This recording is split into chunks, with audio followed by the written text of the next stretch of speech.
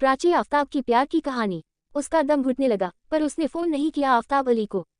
ये सोचकर कि शायद सैलाब सी भावुकता अच्छी नहीं।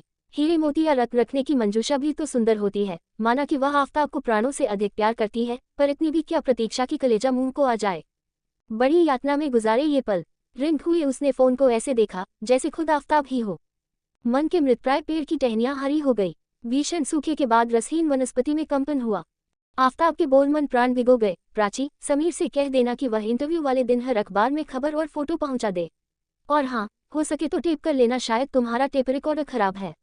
पुलकित से कह देना। प्राची का मन किया कि पूछे क्या यही सब कहने को फोन किया था, पर सोचा जाने दो, पूरे 2 माह की विदेश यात्रा पर जा रहा है, वह तो आवाज तक को तरस जाएगी, इसलिए बात जारी रखी। मन भर आया। फूस की छाजन की तरह आंखें बहती रही।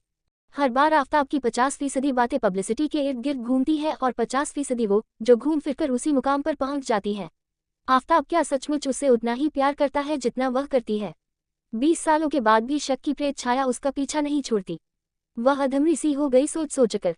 शाम ने अंधेरों से दोस्ती कर ली। नीरों तक लौटते चहकते पंछी आसमान की उदासी भूल घोंसलों में छिप गए। लेकिन क्या पंख समेटकर आंखें बंद करने से आसमान की बेरुखी से निजात मिल जाएगी? काश ऐसा ही पाता। हवाओं ने भी अंधेरों का वजन देख मैत्री के लिए हाथ बढ़ा दिया। सांझ के धुंधलके में दोबारा फोन की घंटी कोयल की मात कर गई। उसकी सिंदूरी आवाज पर प्राची का मन झूम गया। वह खुद ही पूछती, खुद ही जवाब देती। लैला मजनू दोनों खुद ही हो गई। सचमुच आफताब उसे वाकई प्यार करता है। भले ही इंटरव्यू वाले दिन उसका सलूक पत्थर से भी ज्यादा सख्त और धूल जैसी बेरुखी से भर गया था। शायद 1 हफ्ते पहले उसका 100 साल का बूढ़ा बाप मर गया था इसलिए। पर नहीं, वह जनसंपर्क के सारे काम तो उतनी ही मुस्तैदी से कर रहा था। फिर क्या सारा गम उसी के हिस्से में आया है? नहीं, हाँ करते हुए वह अपने ख्यालों को अपने ही समर्थन से सहलाने लगी। प्यार न होता तो क्या दोबारा फोन करता? पर आफताब ने कहा भी तो क्या, प्राची तुम बात बात में रोया मत करो। इतना नहीं सोचना। हाँ, वो देखना तो जरा, हमारी विदेश यात्रा का फोटो अखबार में आया या नहीं। कल आ जाना स्टेशन पर, मुझे और मेरी बीवी को फूल दे देना, सभी आने वाले हैं, कहकर उसने फोन रख दिया। प्राची मन के अंदर ही अंदर सुखों की नमी से भीग गई। धरती की सारी तहें नम हो गई। उसे भरोसा हो गया कि बीवी का बहाना सही, पर विदाई की बेला में वह उसे देखना चाहता है। फूलों का भी बहाना है। थोड़ा या लर्ज गया था आफताब। कैसे बोल रहा था आ जाना फूल देने। वह मन ही मन यह वाक्य दोहराती रही, सहलाती, बहलाती, समझाती, तृप्त करती रही, पर हवा के झोंके की तरह शक छू छू कर जाता रहा उसे। लाख तर्क गिराए पर खटका बना रहा। ऐसे वक्त में अपनी ही हमदर्दी से पिघल गई वह। ना शुक्रे, एक बार तो प्यार का नाम होठों पर ले आता, अब लर्ज रहा है। प्राची के मन का एक हिस्सा कहता है चली जा प्राची, पहली बार उसने फूल मांगे हैं। लेकिन दूसरा कोना कहता है प्राची देखा नहीं तूने, इंटरव्यू वाले दिन तो वह ऐसे देख रहा था जैसे अजनबी हो, एकदम पराया। उसने जो भी पूछा वह काटता रहा फटाक से, जैसे फूंक में उड़ा रहा हो या फालतू करार दे रहा हो, या फिर इस सोच का अहंकार भरा दबाव सह रहा हो कि प्राची नसीब समझ कि मैंने तुझे इंटरव्यू लेने का मौका दिया। या फिर कोई और बात है। AIR के कॉरिडोर में चटर्जी जी से बात की और तीर सा निकल गया। जाते जाते पराई गंध में सानकर बोला, हमने ये फोटो अखबार में देने के लिए निकलवाए हैं। पुनः वही पब्लिसिटी की बात। क्या नेता लोग इसके बिना जिंदा नहीं रह सकते? वह आफताब और अपने रिश्ते को ढूंढने लगी। प्यार के अपमान ने उसे छटपटाहट से भर दिया। नहीं, वह उसे भी बराबरी की यातना देगी। सूनी आंखों से ढूंढता रह जाएगा, पर नहीं दिखाई दूंगी तुझे। जा, तू ये टीस लिए जा। पर दूसरे ही पल हृदय में हुक उठी। प्राची उसके लरचने की तह में छिपा कारण फिर ढूंढने लगी। जाने क्या बात है, वह कब से इतना भावुक होने लगा। नहीं, वह अपनी तरफ का बदला लेगी। उसे फोन पर कहेगी, अली तुम भावुक हो, पर सिर्फ अपनों के लिए, और मैं भावुक हूँ गैरों के लिए। उसने गैर शब्द पर मन ही मन जोर दिया। अली, थोड़ी सी तरफ का स्वाद तुम भी तो चखो।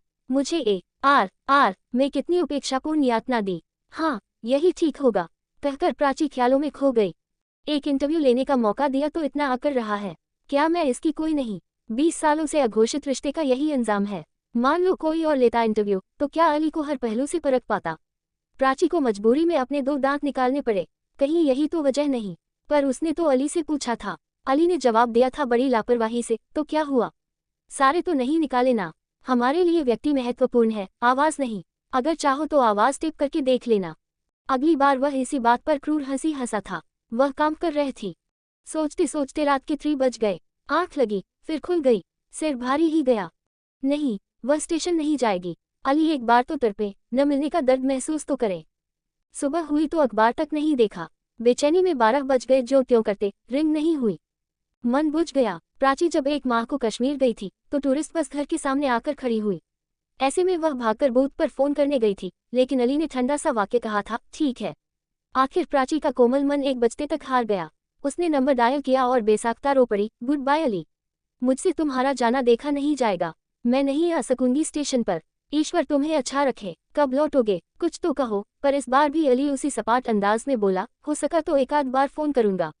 सुनते ही उसकी सिसकियां बंद गई। जब शांत हुई प्राची तो सोचने लगी कि क्या पता वह भी मन में रोया हो। वीडियो फोन तो है नहीं जो पता चले।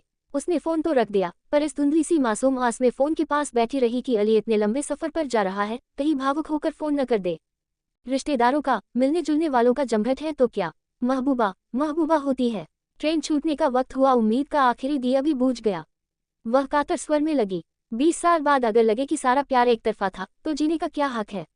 पर नहीं, मन की गति भी अजीब है। क्या जाते हुए उसने मुड़ मुड़ कर देखा होगा, किसी से पूछा होगा कि वह क्यों नहीं आई, पर कौन बताएगा इस संज्ञाहीन असामाजिक प्यार की तलाश का नजारा। प्राची की सारी जिंदगी सच्चे प्यार की तलाश में लहूलुहान हो गई है। काश कोई झूठ ही कह दे कि उसकी आंखें तुझे ढूंढ रही थी, उसका जीवन धन्य हो जाएगा। वह हारकर इधर उधर फोन करती रही। एक सहेली ने बताया, प्राची तुझे पता है, अली की बीवी कह रही थी कि प्राची ने विदाई पार्टी में बात तक नहीं की, बड़ी मगरूर है। सुनते ही प्राची का पूरा वजूद आंसू हो गया। सूत जुड़ा तो अली अपनी बीवी को खुश करने के लिए फूल मंगवा रहा था। सच भी तो है, जिन रिश्तों के समाज में कोई नाम नहीं होते, वे कितने ही पाक और खूबसूरत क्यों न हो, अंधेरे में ही जीते और अंधेरे में ही मर जाते हैं। उनके जीने मरने का किसी की सेहत पर कोई असर नहीं होता। प्राची परकटे पंछी की तरह छटपटा कर जमीन पर गिर पड़ी। वह नादान अली का फूल मांगना, लर्जना उसे आखिरी बार देखने की चाह समझ बैठी थी। तो वो प्यार नहीं था। उसके आंसुओं के कतरे जहां भी गिरे, जमीन सुर्ख हो गई। ऐसे ही वीडियो देखने के लिए हमारे चैनल को लाइक एंड सब्सक्राइब करें। Thanks for watching.